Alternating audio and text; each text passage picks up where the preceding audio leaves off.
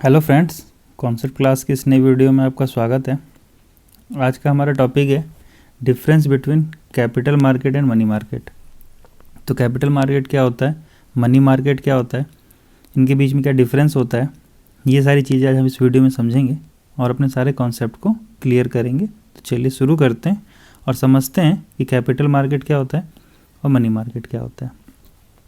तो सबसे पहले अगर हम लोग पार्टिसिपेंट्स की बात करते हैं तो जो कैपिटल मार्केट होता है उसमें पार्टिसिपेंट्स ज़्यादा होते हैं। मतलब यहाँ पे financial institutions, bank, corporate bodies, foreign investor and ordinary public, ये सारे पार्टिसिपेंट्स होते हैं जो कि कैपिटल मार्केट में का यूज़ करते हैं, यहाँ पे पार्टिसिपेट करते हैं।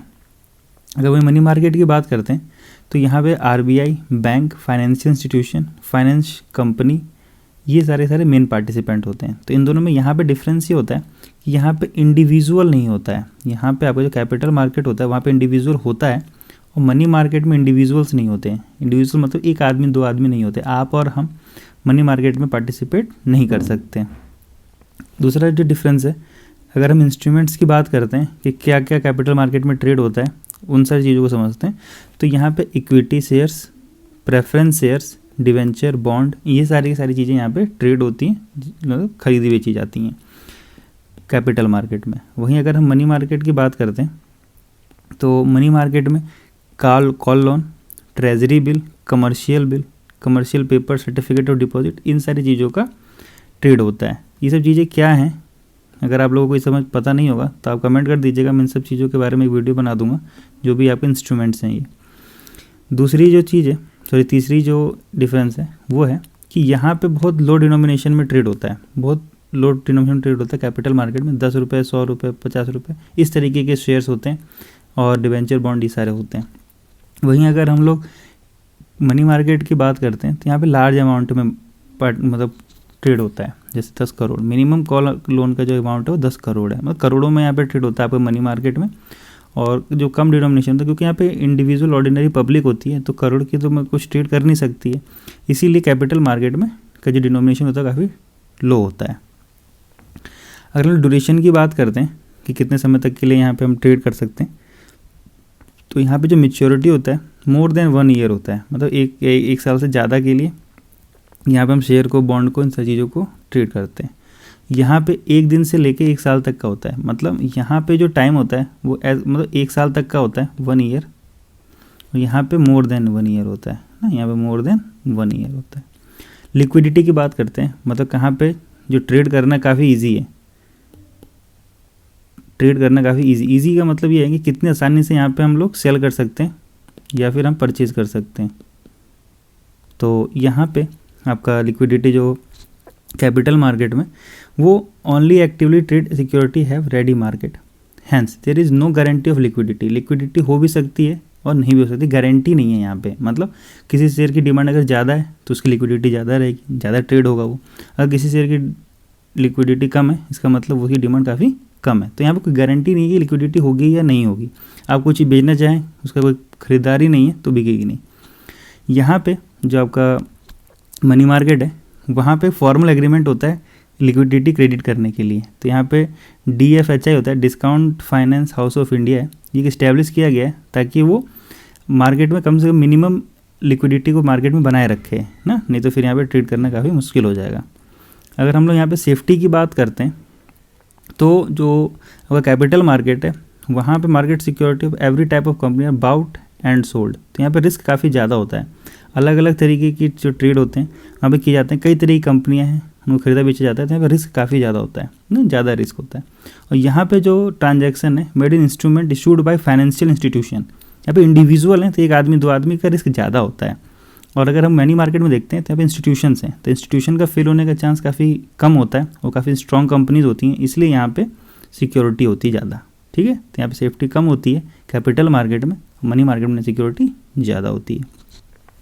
अब एक्सपेक्टेड रिटर्न की बात करते हैं कि कितना हम जो इन्वेस्ट कर रहे हैं वहाँ पे हमको कितना पैसा रिटर्न मिलता है। तो उसकी बात अगर हम समझते हैं तो जो आपका कैपिटल मार्केट है वहाँ पे ज़्यादा रिजल्ट आता है, मतलब ज़्यादा यील्ड होती है यहाँ पे, क्योंकि रिस्क ज़्यादा है तो रिवॉर्ड भी आपका ज़्यादा होगा। तो यहाँ पे हायर रिटर्न मिलते हैं, डिविडेंड भी मिलता है, कैपिटल गेन भी होता है, बोनस भी मिलता है। तो अलग अलग तरीके से यहाँ पे जो आपका कैपिटल मार्केट है वहाँ पे आपका जो रिटर्न होगा वो काफ़ी हाई होगा, ठीक है। और वहीं अगर हम इसकी बात करते हैं आपका मनी मार्केट की, तो यहाँ पे लो रिटर्न होता है, क्योंकि यहाँ पे मनी ज़्यादा इन्वॉल्व होती है, हाई डिनोमिनेशन में इन्वेस्टमेंट होता है, तो यहाँ पे कम भी रिटर्न मिलता है, लेकिन वो टोटल अगर देखा जाए तो काफ़ी ज़्यादा होता है, ठीक है। तो यहाँ पे आप समझिए, क्योंकि यहाँ पे सिक्योरिटी ज़्यादा होती है, इसीलिए यहाँ पे आपका रिटर्न कम होता है। अब मीनिंग की बात समझते हैं कि कैपिटल मार्केट कहाँ किसे जाता है। तो ये एक ऐसा मार्केट है जहाँ पे लॉन्ग टर्म सिक्योरिटी के लिए ट्रांजैक्शन किया जाता है, मतलब लॉन्ग टर्म में चीज़ों को खरीदा बेचा जाता है। और ये ऐसा मार्केट है जहाँ पे शॉर्ट टर्म में सिक्योरिटीज़ को खरीदा या बेचा जाता है। तो ये पूरे के पूरे डिफरेंसेस है कैपिटल मार्केट और मनी मार्केट के बीच में। एक बार फटाफट सा डिवीजन करा देता हूँ ताकि याद हो जाए अच्छे से। तो सबसे पहले पार्टिसिपेंट की बात करते हैं, तो यहाँ पे सारे पार्टिसिपेंट होते हैं, यहाँ पे भी सारे पार्टिसिपेंट होते हैं मनी मार्केट में, बस यहाँ पे इंडिविजुअल नहीं होते हैं, यहाँ पे इंडिविजुअल और फॉरेन इन्वेस्टर भी होते हैं। उसी तरीके से अगर मैं ये इंस्ट्रूमेंट की बात करूँ तो यहाँ पे equity share, preference share, debenture bond आते हैं, और इस तरफ जो आपके होंगे यहाँ पे treasury bill, call loan, commercial bill, ये सारे होते हैं।